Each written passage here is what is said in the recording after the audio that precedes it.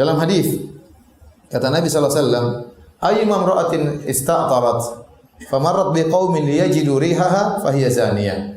Wanita mana saja yang memakai parfum kemudian keluar dari rumahnya melewati suatu kaum agar dicium aroma parfum tersebut oleh kaum lelaki tersebut, maka ini adalah wanita pezina. Ini hadis riwayat Imam Ahmad, At-Tirmidzi, An-Nasai dari hadis Abu Musa Al-Asy'ari radhiyallahu taala anhu.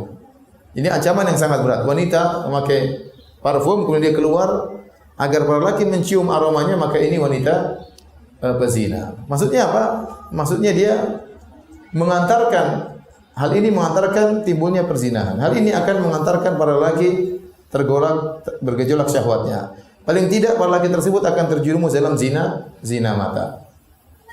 Dan memang tidak diragukan bahwasanya parfum itu ya bisa menimbulkan syahwat. Makanya dalam haji dan umrah tatkala seorang sedang ihram tidak boleh pakai parfum. Ya, dilarang ar-rafas. Ar-rafas itu adalah jima, dilarang, dan seluruh mukaddimah yang mengantarkan kepada jima dilarang tatkala seorang sedang ihram. Di antaranya tidak boleh pakai parfum karena parfum itu bisa membuat syahwat bergejolak. Nah, wanita dilarang untuk menggunakan parfum tatkala keluar dari rumahnya, terlebih lagi melewati para lelaki. Apalagi kalau kita lagi di lift, tahu ada perempuan masuk ternyata parfumnya ya benar-benar wangi ya. Ini benar-benar menggoda seorang lelaki ya. Maka hal ini dilarang. Bahkan seorang wanita yang pergi ke masjid juga dilarang untuk pakai parfum. Kalau ke masjid saja dilarang pakai parfum, bisa melewati lelaki, dicium oleh lelaki. Ya, apalagi dicium oleh imamnya bisa tergoda ya. Apalagi kalau pergi ke pasar, ke mall yang merupakan pusat kumpulnya para lelaki di sana, ya, yang terkadang laki-laki tersebut, ya, buruk ya atau jahat dan yang lainnya ya. Di sana ada serigala para lelaki, ada buaya lelaki dan ada yang lainnya. Jadi intinya hadis ini menjelaskan wanita tidak boleh menggunakan parfum tatkala keluar rumah. Namun apakah larangan tersebut secara mutlak? Jawabannya, pertama, kondisi pertama, wanita memakai minyak wangi dalam rumah. Tentunya ini sepakat tidak ada masalah. Apalagi wanita memakai minyak wangi untuk suaminya. Ini sangat dianjurkan. Wanita diharapkan bisa menjadikan suaminya menundukkan pandangan, hanya cukup dengan dirinya.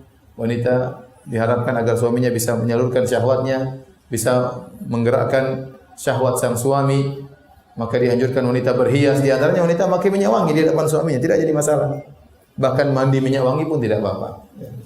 Jangan minum minyak wangi, tapi mandi boleh ya. Kemudian dia bertemu dengan suaminya dengan begitu harumnya, maka ini sangat dianjurkan. Jadi wanita kalau pakai minyak wangi dalam rumah sepakat tidak jadi masalah. Kemudian kondisi kedua, wanita pakai minyak wangi, tetapi minyak wangi tersebut tatkala sekarang mau kondisi kedua dia keluar rumah. Kalau dalam rumah enggak ada masalah. Dalam rumah tidak ada masalah. Bagaimana kalau dia keluar rumah? Keluar rumah ya. Kemudian dia pakai minyak wangi. Saya lupa ya, saya ingatkan. Meskipun wanita dalam rumah pakai minyak wangi tidak masalah, tapi untuk suaminya. Adapun kalau ternyata ada tamu dalam rumah, kemudian lelaki asing ya, maka tidak boleh dia pakai minyak wangi yang tercium oleh tamu lelaki asing tersebut yang bukan mahramnya. Tapi kalau seandainya minyak wangi tersebut hanya tercium oleh suaminya atau tercium oleh kerabatnya, mahram-mahramnya, adik kakaknya, enggak ada masalah. Tapi kalau ipar enggak boleh. Karena ipar bukan mahramnya. Demikian juga kalau tamu, teman suaminya datang, kemudian mungkin dia melayani, menyediakan makanan atau minuman, maka dia tidak boleh pakai minyak wangi, dilarang, hukumnya haram. Ya. Dikatakan oleh Nabi tadi, wanita itu wanita berzina. Bagaimana kalau dia keluar rumah? Kalau dia keluar rumah, jika ternyata dia memakai minyak wangi, yang ternyata minyak wangi tersebut sangat ringan baunya, tidak sampai keluar dari tubuhnya, hanya sekedar menghilangkan bau keringat seperti memakai deodoran misalnya, atau bedak yang tipis dalam tubuhnya, maka ini tidak mengapa, ini tidak terlarang. Ini yang saya khawatir disalahpahami oleh sebagian ibu-ibu, menyangka kalau keluar rumah tidak boleh pakai minyak wangi sama sekali. Akhirnya tatkala dia pergi pengajian, mungkin ruangannya pengap, tertutup, keringatan, akhirnya menimbulkan bau keringat. Nah, sebagian orang tidak kuat dengan bau keringat tersebut, sebagian orang menikmati bau keringat tersebut. Tetapi maksud saya, tidak mengapa wanita memakai minyak wangi yang ringan sekedar untuk menghilangkan apa bau keringat atau bedak yang tipis, tidak jadi masalah. Sehingga tatkala dia melewati jalan ada lelakinya, tidak mengapa karena bau tersebut tidak sampai kepada lelaki. Jadi perhatikan hadis yang kita bicarakan. Ayyuma imra'atin ista'tarat, ya, thumma kharajat famarrat biqaumin yajidu min harihaha fahiya zaniyah. Wanita mana saja yang memakai minyak wangi, kemudian dia keluar dari rumahnya agar wanginya tercium oleh lelaki, maka dia wanita berzina. Mafhum dari hadis ini, mafhum mukhalafah. Kebalikan dari hadis ini, berarti kalau wanita tersebut memakai minyak wangi tidak tercium oleh para lelaki, maka tidak mengapa. Paham? Dia pakai minyak wangi tidak tercium oleh para lelaki, maka tidak mengapa. Terutama minyak wangi yang ringan yang sekedar untuk bau tubuh. Tapi kalau sampai keluar, ini tidak boleh karena hukumnya haram. Ya. Saya hajian kemarin, saya boleh bayangkan bagaimana minyak wangi zaman dahulu. Kalau minyak wangi sekarang banyak yang palsu atau campurnya terlalu banyak. Saya rasa zaman minyak wangi zaman dahulu semuanya asli mungkinnya. Jadi baunya memang sangat apa? Sangat tajam. Saya kemarin hajian, saya lewat bersama jemaah haji, jamaah.